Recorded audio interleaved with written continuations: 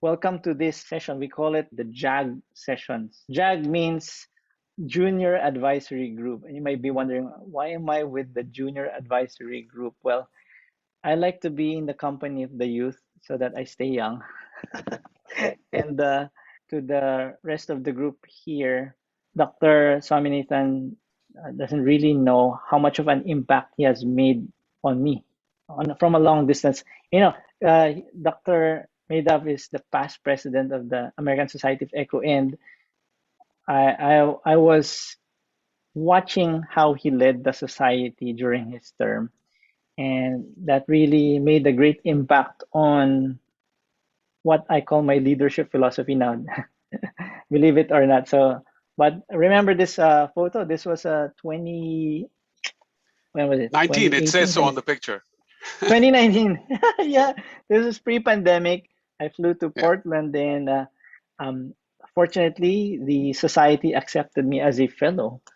Okay, and I met some of the most amazing people. And I've been in touch with many of them, Lisa Sugang, David Adams, Jonathan Lindner, and the rest of the gang. So, why is Dr. Swaminathan here right now? Well, this JAG sessions is actually um, one of my first tasks as the new president of the Philippine Society of Echo was really to tap the young ones and to really try to harvest their wealth of experience, enthusiasm, fresh ideas to let me know how to lead the organization to run it. And I'm so happy because I got a lot of support from the young ones as soon as I stepped into the board. And I thought that it might be a good way to say thanks to them by really sharing my professional network, which is really a great thing to do. So, and I think you would be one of the best persons to give an inspirational message to them. So, uh, just as a quick backgrounder to the rest of the group, Dr. Swaminathan. So, aside from being part of the American Society of Echo, he is actually currently the professor and vice chair of the Department of Anesthesiology. You might be wondering, uh, an anesthesiologist as the president of the American Society of Echo. A lot of new things during his term, and one of the things that struck me really was how you focused on wellness of your members. So, and to add to that a little bit is um, to get to know Dr. Madhav. He actually trained in anesthesiology and medicine at Delhi University, right?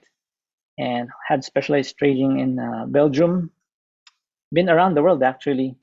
And it says here you joined ASE as a fellow in 2001. I think one of the things that I will remember you by is being the president during the time of the pandemic. So to the rest of the group, please welcome Dr. Madhav Swaminathan. Thank you so much for such a kind introduction, undeserving. But for me, the joy and the honor of actually being here with you all is to, actually speak to the next generation of leaders. If we don't take care of the future is not going to take care of us really well. It'll come back to bite us. But really, when we are in leadership positions, we have to remember that we are here because of the mentorship and the guidance and the trust that somebody placed in us and guided us to this point, right? So paying it back is something that is an obligation for all of us to do. And I think it's really important. And thank you so much, for all the kind words that you said. I didn't go into the leadership of ASC with the intent of, changing the world. I just went into it because I wanted to do a good job. And that was it. The intent was never to change the world. The intent was to make the world a better place than what I found it. And so how would I do that? What I'll tell you is that when you're young, you want to focus on your technical skills. You want to become good echocardiographers. You want to become good cardiologists. You want to become good healthcare providers. You want to become good physicians, and so on and so forth. And you have to you get to a point where you feel that your technical skills are only going to get you so far, but no further. You can teach technical skills to anyone. What we don't learn in medical school or in healthcare is actually we learn how to care for patients. We don't learn how to care for people. We don't learn how to manage people. We learn how to manage diseases. And I think as I went along in my sort of growth, my personal growth, I realized that what gets you ultimately to the top is how the relationships that you build and the people skills that you have and the soft skills, so to speak. How you can inspire more people.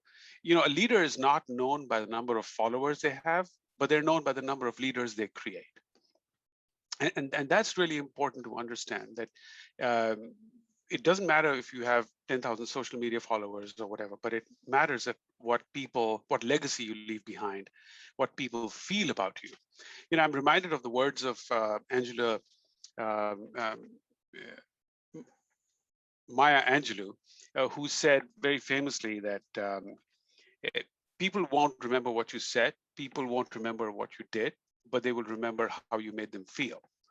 And there's another sort of corollary to that, which is that people don't care how much you know until they know how much you care.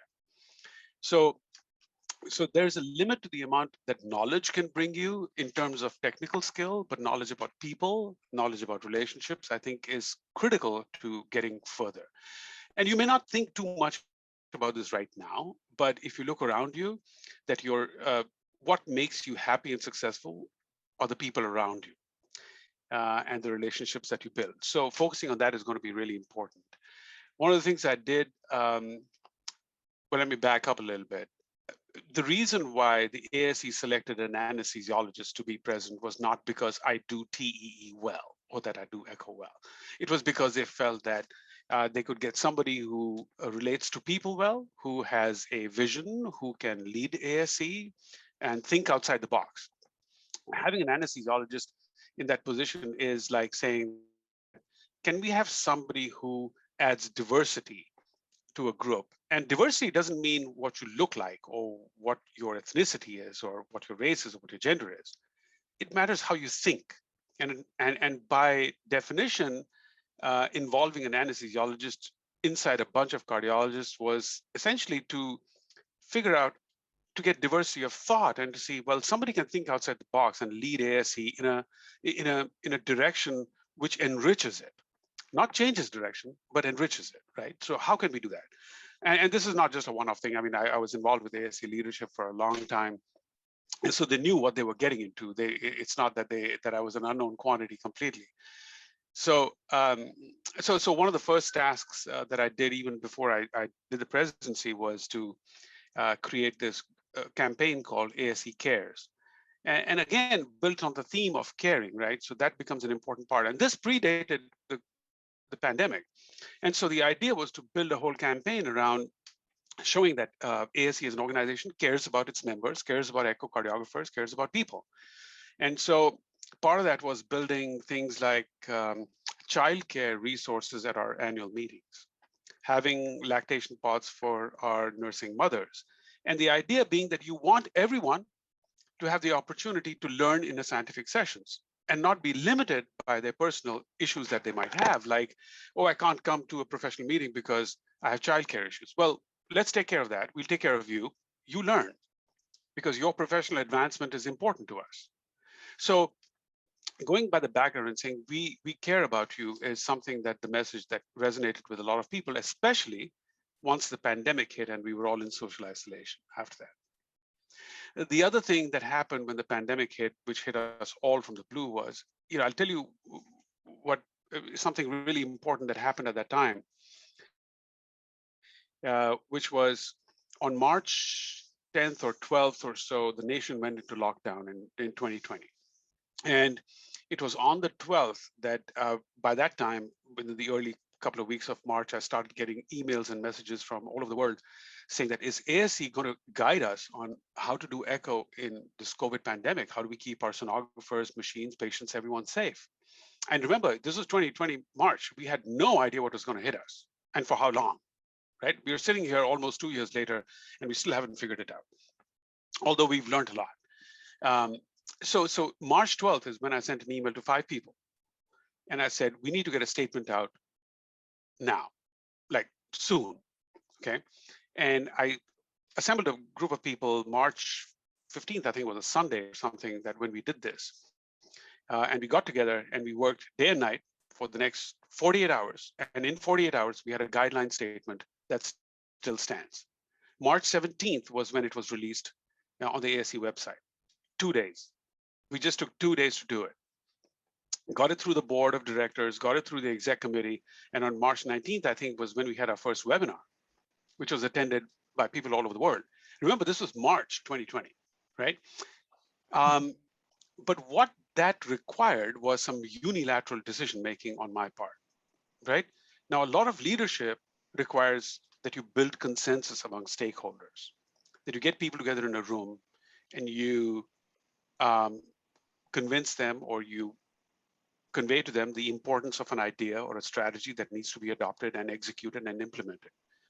Get consensus and execute your plan. That takes time, that takes strategy, that takes deliberation, that takes refinement over and over again of your initial idea, right? 48 hours, no time. This was a critical emergency. So when you have a critical emergency, you try and make unilateral decisions. You don't rule by consensus. The problem with that is that you've got to take responsibility of any consequence that happens from it, right? And so I started off by saying, listen, I'm going to be solely responsible for this, but I think this is important. We need an early publication. I'll put my neck on the line, but this is the right thing to do because everyone wants to know how to do it. How to keep our sonographers, how to keep our patients, how to keep our equipment safe, and take care of patients in the pandemic. And so I assembled a bunch of experts, and we just did it, right? I was accused by a couple of people later on that I was being a little heavy-handed, but then that comes with a yin and yang of leadership, right? You've got to be able to take, this is not a popularity contest. The point being that sometimes leadership involves hard decisions. Sometimes it involves taking risks. And as long as you've got your principles and the vision in mind, you'll probably never go wrong, right? So just a few things that I think are going to be really important as you grow on your leadership journey is that people are important, relationships are important. You've got to take care of the people at home and the people at work. And you've got to treat both of them really well, because if you should be happy on your drive to work, and you have to be happy driving back from work. And if you're unhappy in one direction, it's a bad thing. If you're unhappy in both directions, it's a catastrophe, right? So remember, you can't be only happy in one direction. You've got to have a smile on your face both ways. And it takes a lot to do that. It takes your leadership skills depend only on your ability to relate to people and to care for them. I would keep that as the topmost thing in my mind, that when you speak to people, how much do you know about them? How much do they know about you? Is what's really important. And your leader here, your fearless president of the PSE here, is someone that truly understands that. And I would use him as a role model. Happy to answer any questions that you might have. Right, great. So we have in virtual attendance made of a lot of our young members of PSE, some of them fresh graduates, basically. So, guys, this is the time to chat with Dr. Swaminathan. If you have any burning questions about your professional or even your personal life. And while waiting for them, I remember 2019 June, one of your first messages, I think, during your address was first order of the day, create a caring society. And that really struck me. And up to this day, that's something that I try to live up to. And thank you for really making time for us. It's no joke. making time out of your busy schedule as it is. So, Absolutely. I'm really honored. I'm very pleased to do this. Anytime I get an opportunity to speak to the younger generation, which is where I've been as well, it's really yeah, important. all right. Oh, by the way, we have in attendance not just doctors, we have also a sonographer. Rylan Ubaldo is our sonographer representative in the board. Rylan, you might want Oh, to say very hi nice. to Madam. Hi, Ravan. Hey, good evening. Good morning there, Yeah. Hi. Doctor. Feel free to open your video so Dr. Madhav can see that you guys are really young. Yeah, yeah. Even younger than your pictures suggest. Right, right. Karen, you have a question for Dr. Madhav? Karen is from the central part of the Philippines. I've heard so much about the beautiful country, and maybe one day we can meet in Oh, person. yes, definitely. We look forward to that. Karen or Chris? Yeah, those who open their videos will get the chance to ask their questions. This is actually a rare moment for you guys to gather a small group with the past president of the ASE. So I suggest you grab the opportunity. Nico, go ahead. Hey, Dr. Madhav. Good Hi. morning. Good morning. Uh, I would just like to ask, um, how difficult was it when you started being president of the ASE? Since you are an anesthesiologist surrounded by cardiologists, how did you get the support of the group? Um, that's a great question. So I had some severe imposter syndrome going in. And if you aren't familiar with imposter syndrome, that's one where you feel that you're not up to the task. You feel that you're not capable. So when I was elected as vice president, this was back in 2017. So I served as vice president, president-elect, and then president, and then past president. So it's a 4-year sort of sequence. So when I was announced as vice president, I had serious imposter syndrome that, what kind of comments am I going to get? What kind of support am I going to get? But this is the greatness of the American Society of Echo, where there's a reason why they put me in this position was because they truly believed that it was the right thing to do. The ASE leadership and the bigwigs behind the scenes felt that it was necessary to walk the walk, not just talk the talk of diversity, but then show that the American Society of Echo is a society of a technology which is open to many users. It's not the Society of Cardiology. It's not the Society of Cardiologists. It's not the Society of Sonographers. It is a society of echocardiography. And every echo enthusiast is welcome as a member, and every member has an equal opportunity to lead the society, right? So why not, if we truly believe that, then why not try and encourage members of the society who may not be our traditional models of cardiology to think about applying and running for the leadership of the society? Why is it that an anesthesiologist can only aspire to be the chair of the council of perioperative echo, and that's it? So they sort of try to break those barriers. So when I went on to the presidency, the important part of that was that I was already welcomed, and it was an open invitation to lead the society. What I thought was that I might get some sort of reluctance or not really adequate acceptance from the international community, but it was quite the reverse. People looked at us as role models. And really, I mean, folks from the Philippine Society, as an example, the Japanese Society, the European Association of Cardiovascular Imaging, all of them, said that this is wonderful. I mean, ASE is really, when they believe in diversity, they say it, they do it, right? So I thought I'd get a lot of pushback, but I didn't. There was no such thing, and I got a lot of support all around me. So it was really not difficult, Nico, to answer your question. I could leave my imposter syndrome on the side and really talk more about leading the society where it needed to go. And it was an honor, actually, in 2019 that I was able to gather all the entire board, and we created a strategic plan for the entire ASE for the next 5 years. So we did that we re-articulated our vision, we re-articulated our mission, and I was fortunate enough to be in a position where I could influence the goals of that society for years and years to come. And I'm just honored that they place their trust in me. So long answer to a very short question, that they trusted me to do the right thing right from the beginning. So the acceptance was not hard. They made my job a lot easier. I was surrounded by really Thank you, good people. Doctor. Thank you, Doctor, for inspiring us to do good in our field of echo po. Thank you. Thanks, Yeah, absolutely, Nico. my pleasure. Chris, you have a question Yes. for Dr. Madhav. Yes. Go ahead. So good morning, Dr. Minda. So Good morning. I am Chris. Actually, I am a daughter of an anesthesiologist. My mom is an anesthesiologist, and Oh, my wow. sister. They're actually cardiac anesthesiologists.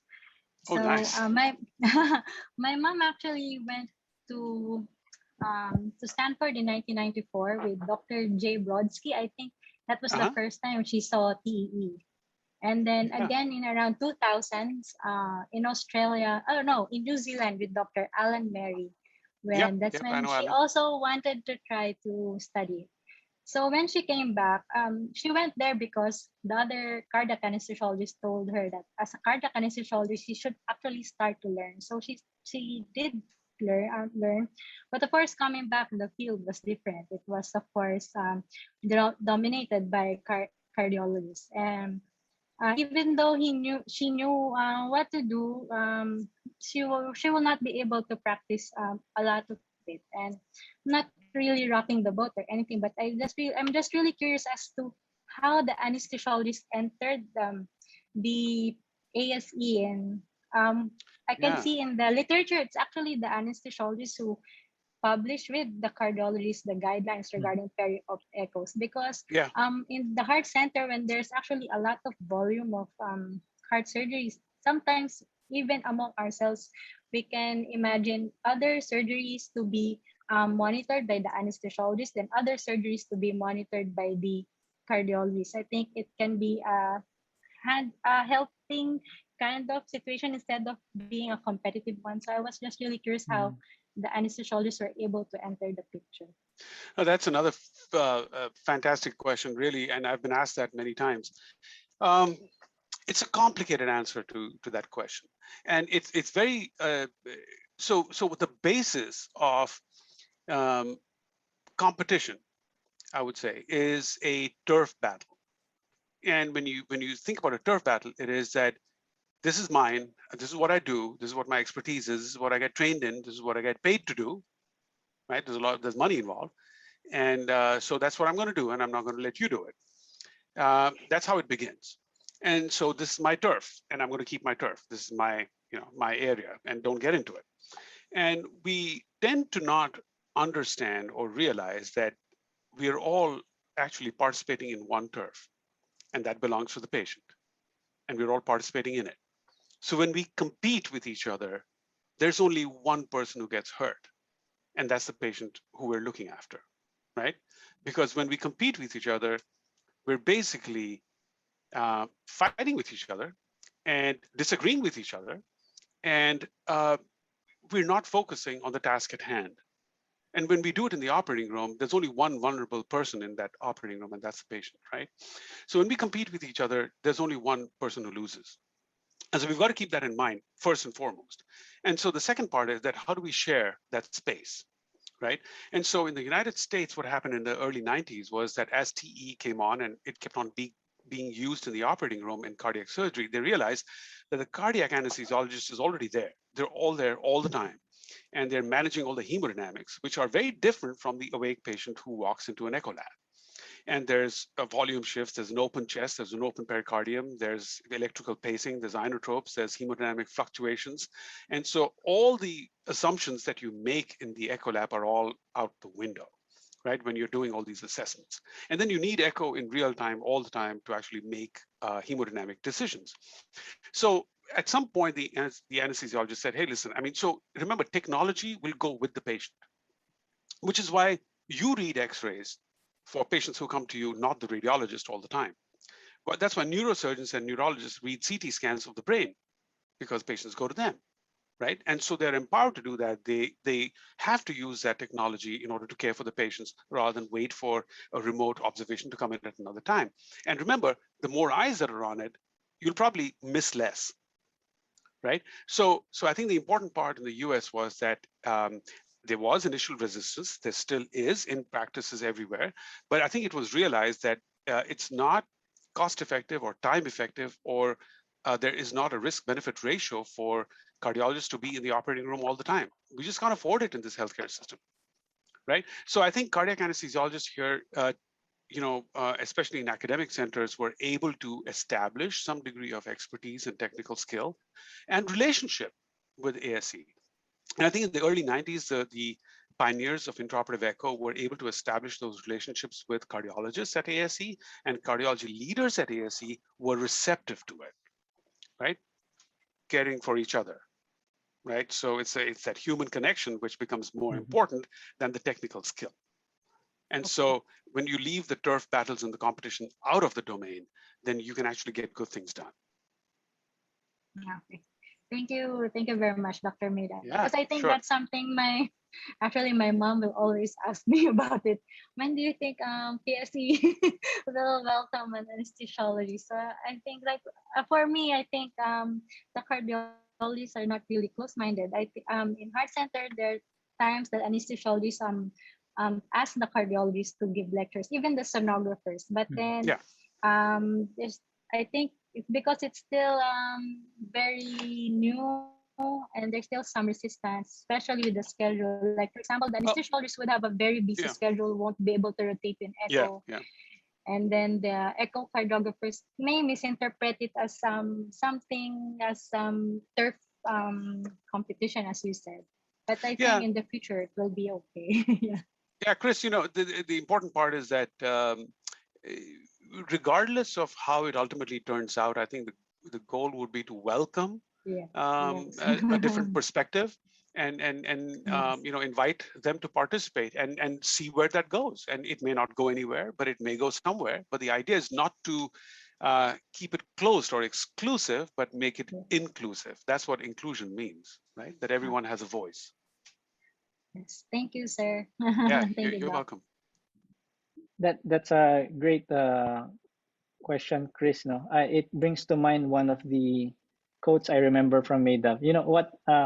My thing when I started becoming a consultant, Madhav, is I had a running list of quotable quotes from people that I meet along the way, and you're part of that. And you said something about we fear what we can't predict, but we find safety in what we know and understand. And I think that somehow relates to our hesitation to have anesthesiologists come in. But I agree with you totally, and I guess that is why we are here right now. We're trying to be open-minded, trying to really explore a lot of things, go beyond our comfort zone. Yeah, Chris, my term is not over, it's just beginning, so who knows? Yes, I'm not really trying to rock the boat. I think something they would have wanted to ask Dr. Maida if they had the chance. So I just took it too. You know what? Actually, on the contrary, I want people to rock the boat because that's the best way to really find out if it's really sturdy or not. Yeah. It's like being on a horseback. If you're too comfortable, you're doing it wrong. Right? So embrace some degree of discomfort. Step outside your comfort zone once a day. Embrace some difficulty because no pain, no gain, right? And so if you remain steady. So there's another quote by Phil Rogers, I think it was, that said, Will Rogers, that was that even if you're on the right path, if you don't keep moving, you'll be run over. Right? So if you're on the right path, keep moving, keep open, keep inclusive, right? Involve people and see where that goes. I'm going to have to rush back, and I know it's late out there Oh as yeah, well. yes. But All right.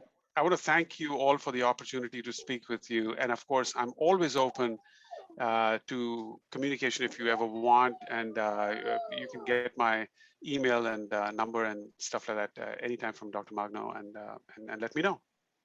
Yes, maybe one last request. Maybe we can take a Sure. photo with you. So Oh, to the guys absolutely. out there, yeah, maybe you can open your videos for a quick while. A rare photo op with the Dr. Madhav Swaminathan. Everyone, we also have in attendance Joanna, who's our tireless admin secretary for the society for several years now. So there's Joanna. Say hi. Oh, Yeah. Hello po. Good morning, Dr. Madhav. hi. So nice to see you all. All right. So maybe Joanna, you can take a photo Yes, Doc. for Doc, please. Dr. Obilios, Dr. Darian, and Dr. Angel. All right. There you go. Okay po. Okay. Okay po. 1, 2, 3. Thank you You po. got it? Yes, All right. Doc. Thank you. Dr. Madhav, thank you very much. Thank you so and much. Thank you, Doc. We'll see you around. Thank you, It's Doc. Learned a great to lot. see you, everyone. Thank you. Take care. Bye-bye. Take care. Take care too. Bye-bye.